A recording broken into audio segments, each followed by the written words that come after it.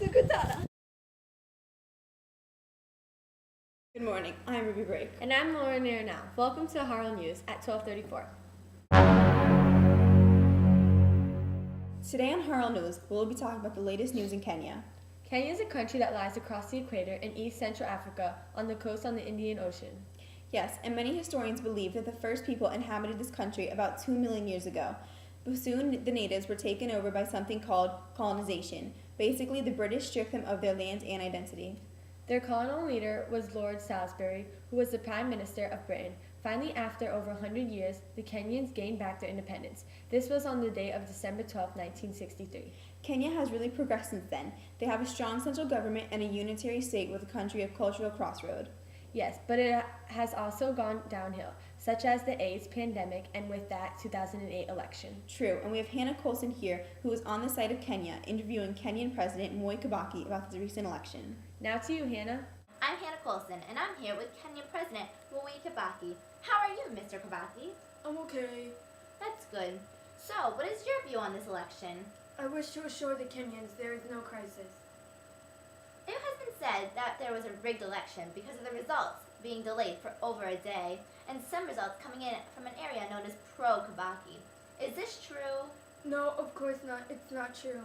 My opponent and Vice President, Mr. Rala, has claimed that he was cheated out of his election, but there are citizens on his side that make up stories that there is a clique of people around me trying to rob me of this election. They are saying there's no peace without Odinga, but I won this election free and fair, so I deserve to run the country of Kenya. If what you are saying is true, then why was all this violence and killing going on in your country of Kenya? The violence is not my fault at all. There are riots going on everywhere through Kenya. I won this election fair and square. This is all because of the ethnic violence. Some groups think that it was rigged and some are on my side. Because of this, thousands have been killed and many have been hurt. People are fleeing my country and not even tourists want to visit. Do you think that makes me happy? Oh, of course not, Mr. Kibaki. I have one last question for you. Is this still going on in the year of 2010? No, there is not that much violence anymore. There's a slight conflict between groups, but not much. I'm trying to help as much as I can. That's great. This is Hannah, here in Kenya.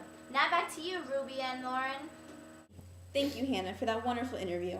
It certainly sounds like Moi Kibaki is in denial about this election. Yes, but he's under a lot of pressure about this. True, and this has really hurt the economy of Africa. It already was failing, and now it is about completely down. Let's hear more about this from an actual citizen of Kenya. Great idea. Now back to Hannah Coulson, who has an educated Kenyan with her talking about the economy. Hello. Right now, I have Kenyan citizen Tanya here with me. How are you, Tanya? I'm good, and you? I am great, thank you. I have a couple of questions to ask you about Kenya's economy. All right, go ahead. Okay. To start off, what keeps your economy on its feet? Basically, the export of coffee and tea, but agriculture also plays a huge role. It provides raw material for the manufacture and employs the people. Our manufacturing business is most developed in East Africa, but it still has not reached its full potential. All right. So how has this recent election affected the economy? Well, it has affected it drastically. The biggest industry in Kenya is their tourism, especially the safari rides that the tourists love. That has brought Kenya most of the money for the natives in Kenya. Now, since the election has scared most of the tourists away, the economy has declined. All the activities that the natives own for the tourists are losing their money, so the natives are losing money. No money means no food. Wow, that's terrible. Is this still going on? Not as much anymore. It has died down, but our country's still not making as much. Oh, has this affected the culture in any way? Yes, it has. Our culture of our people is dying down because we do not have the money to keep it up. What culture are you trying to practice? Well, there are different cultures around, such as Kraku and the Kumba. Each has affected customs, but we are all mostly share the same values, such as food and religion. Oh, wow. To show some of Kenya's culture, we have a fashion show with many different culture outfits. Enjoy! There's not one particular clothing worn in Kenya.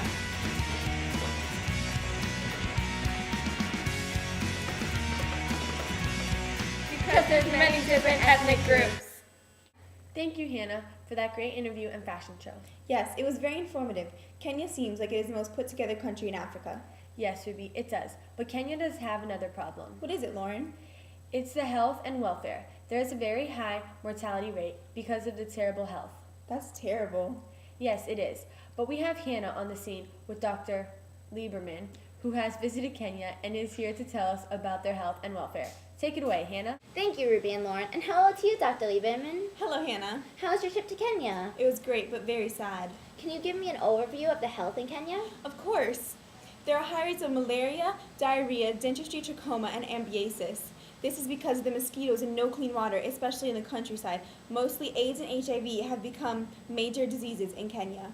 Wow, that's terrible. Tell me more about the AIDS and HIV pandemic. What caused this? Well, some of this is due to the welfare in the country of Kenya. The poverty has caused young girls to drop out of school and basically become prostitutes. This is just to make some money for their families.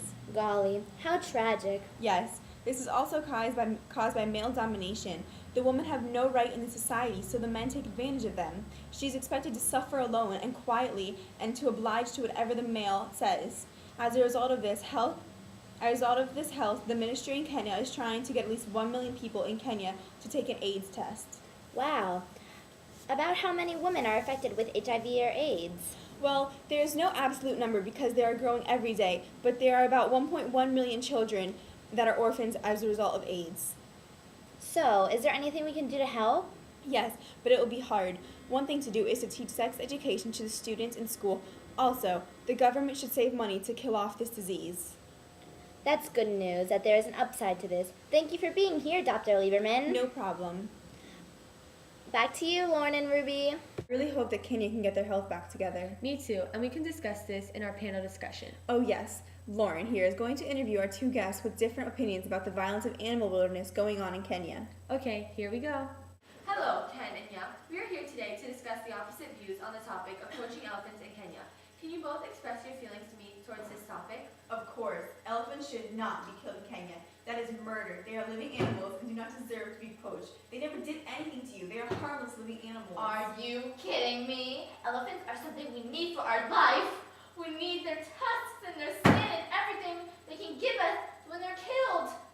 How exactly are they useful?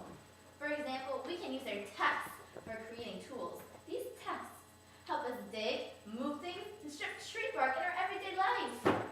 Well, when elephants are alive, we can use them to get ourselves and our items from place to place.